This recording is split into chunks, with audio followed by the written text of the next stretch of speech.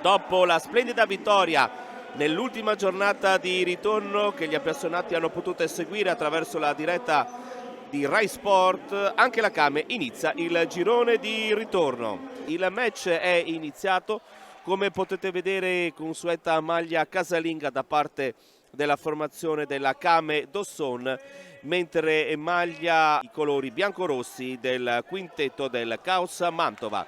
Pallone recuperato da Igor immediatamente, era arrivato praticamente sulla nostra postazione. Bel sito, Juanfran, pallonetto e la palla in rete! Splendido assist di Belsito, concluso magnificamente da Juanfran. A 13:28 dal termine del primo tempo la sblocca la Kame Dosson.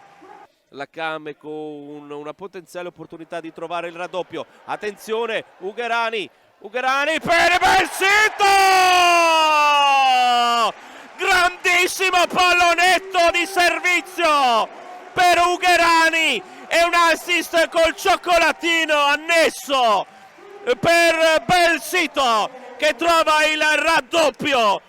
Pietrangelo per Belsito, Ugherani cerca di andare via l'avversario e poi il servizio per Murillo e sono 3 ora le marcature di differenza tra le due formazioni, ancora con un'ottima azione costruita dalla Kame e quindi il risultato che permane sullo risultato di 3-0. Cabeza dall'altra parte, partita che si apre sempre di più e intanto c'è il gol, accorcia le distanze Matteus, il numero 16, Matteus, il numero 16, autore della marcatura del Caos. Intanto l'arbitro dalla parte opposta ravvede un fallo. Matteus, pallone che entra in rete, accorcia le distanze con Cabeza il Caos Mantova. A 7:46 dalla fine della partita il 3-2 con circolazione di palla. Attenzione, Thiago Grippi e il pallonetto! Thiago Grippi! Splendida la finalizzazione del numero 20 che porta il risultato sul 4-2.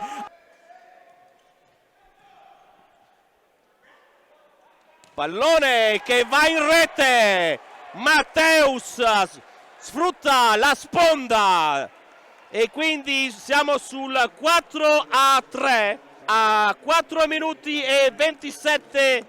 Matteus, però c'è Igor a 3 secondi, 2, 1, parte il tiro e finisce qui,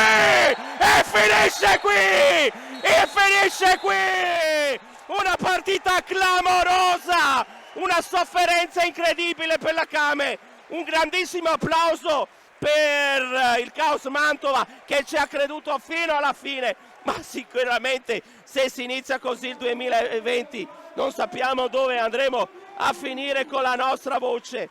È davvero tutto da Andrea Martucci, un ringraziamento a voi che ci avete seguito e un ringraziamento anche alla regia da parte di Alessandro Vianello e quindi ci risentiamo per il prossimo match interno della compagine della Kame Dosson.